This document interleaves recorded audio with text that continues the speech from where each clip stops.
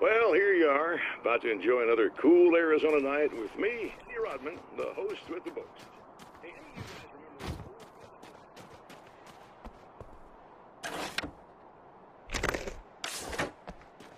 club, and he'd sneak me in to see bands all the time. You know, just talk about an education. Anyway, great band, couple of great albums, solid fan base, and then they kind of dropped off the face of the earth. Well, now, almost 4 decades later, they're making a comeback. And let me tell you, these boys have seen a lot of road. They're some serious rock and roll veterans, because they weren't too young even back in the day.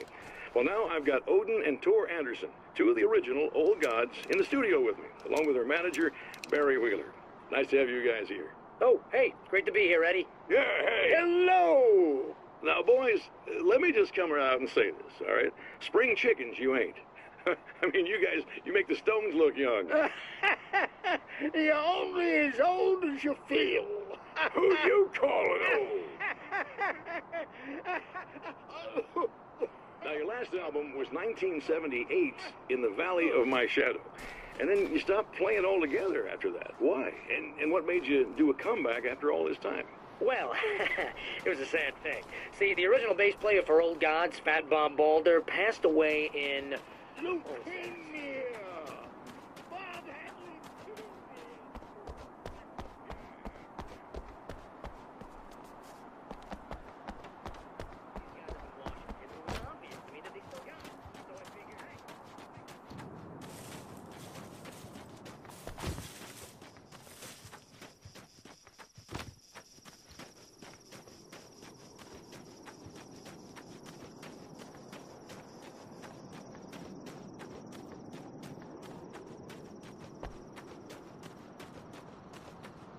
A poltergeist.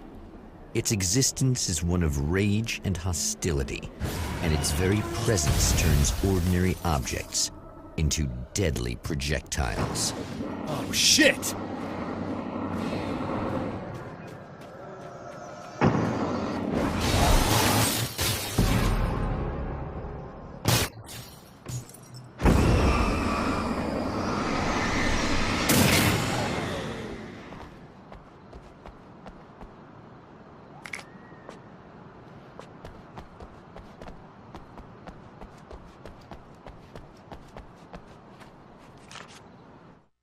The strands of webbing glistened in the beam of my flashlight, fine, almost ethereal. They were fresh and right in my path. I held my breath and waited, ears straining. Nothing. I moved on, concentrating on the task at hand. Just get what I was looking for, then leave. That's all I keep telling myself. For a moment, I actually thought it might be as simple as that. Then, I heard too many legs skittering across the ground.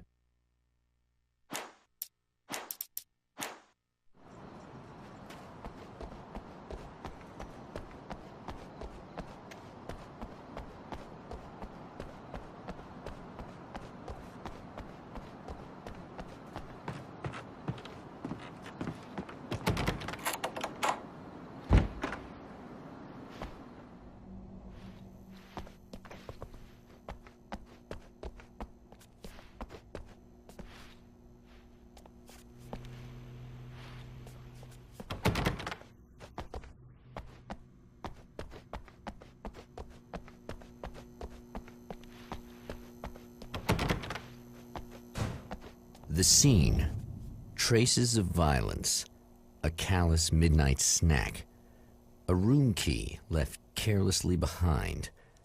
The man recognizes the enemy's handiwork. I think these are keys for the motel rooms. Satellite and now this? That place might be involved.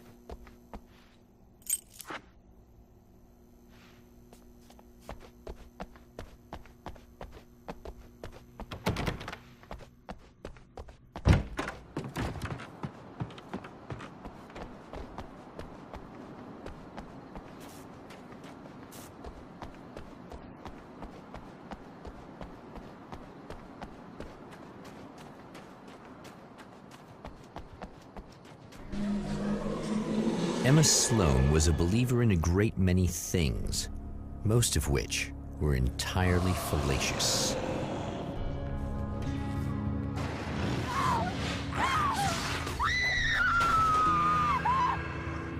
Emma Sloan, an innocent victim of his dark half. More collateral damage in the ongoing war. Damned by forces beyond her control as much as by her own actions.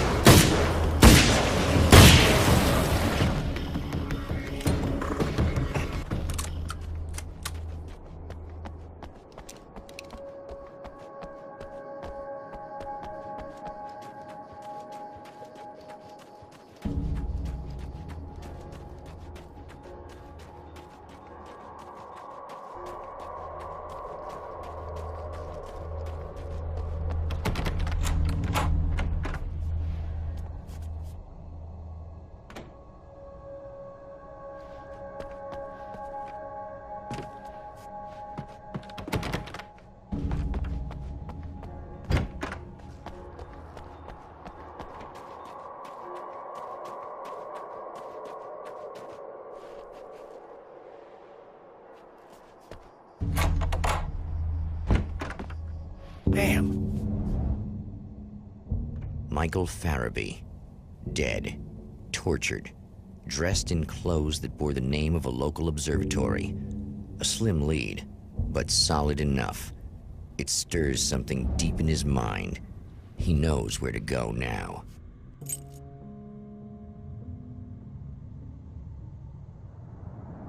The observatory, hot on the heels of the Herald of Darkness, the Champion of Light forges on to see the stars.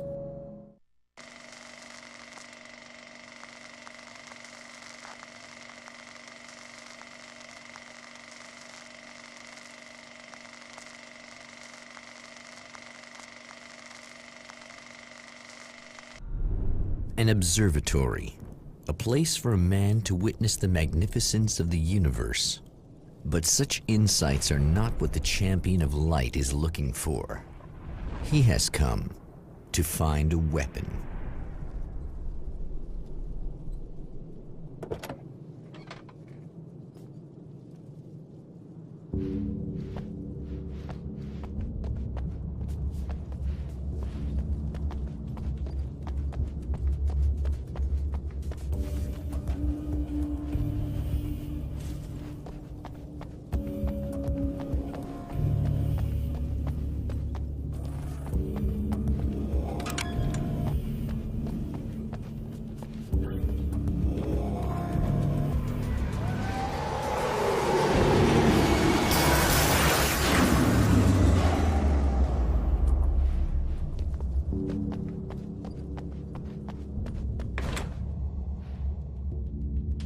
Welcome back, listeners. As you know, I'm Eddie Rodman, and I'm still talking to old gods of Asgard, who are doing their big comeback tour. Odin's Splendid! Time of my life! You know, how much I missed that.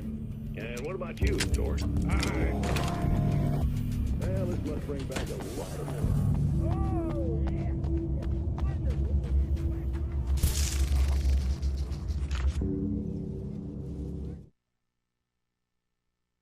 As a storyteller, my first real love was crime. And it was in that genre that I finished my first novel, starring the perpetually miserable Alex Casey, whose entire life was a wound that never healed. The books sold as fast as they hit the shelves. I wrote 5 more Alex Casey books, and they all were bestsellers. I became rich. I became famous. Success brought pressure, and I didn't handle it very well.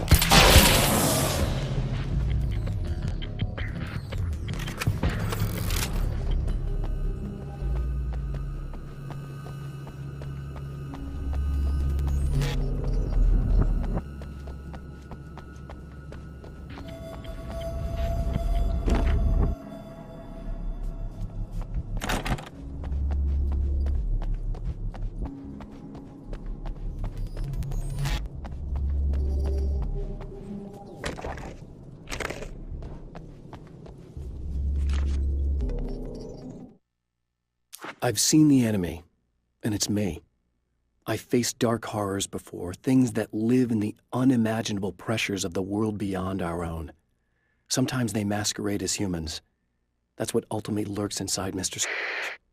He's every mean-spirited tabloid story about me, an evil caricature, a creature formed in that vague territory of misconceptions, half-truths, and the dark imagination of people who heard a story about me.